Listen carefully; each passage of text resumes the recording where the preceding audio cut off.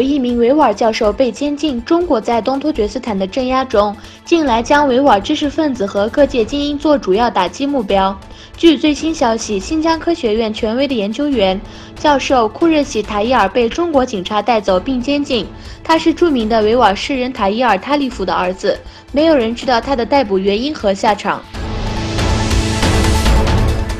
英国证实有关维吾尔穆斯林拘留营的报道。访问新疆的英国外交官证实，维吾尔穆斯林群众拘留营的报道大致正确。外交大臣杰里米·亨特告诉议会，亨特周二在会议上说，外交官8月访问了新疆，并同意这些报道大致准确。亨特表示，他已经在7月的一次旅行中向中国外交部长王毅提出了这个问题。我们仍然非常关注正在发生的事情，他说。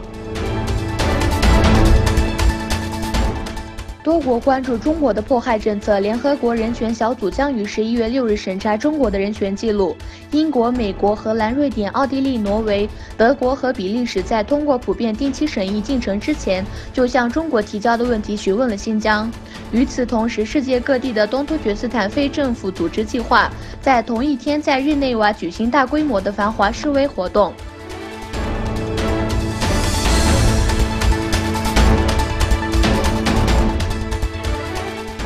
突厥斯坦市游客数量增加，突厥斯坦迎来第100万位外国游客。在31日与突厥斯坦市举行的新闻发布会上，突厥斯坦州州长图伊梅巴耶夫表示，根据纳扎尔巴耶夫总统的指示，突厥斯坦应成为文化中心和旅游中心城市。图伊梅巴耶夫说，昨天突厥斯坦接待了第100万位游客，较去年同期，突厥斯坦州2018年的游客接待数量增长了57.2%。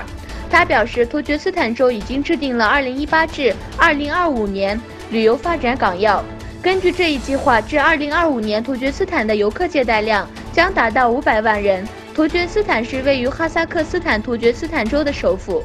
位于希尔河畔，因为当地是艾赫迈德·亚萨卫陵庆的所在地，也因此为朝圣地。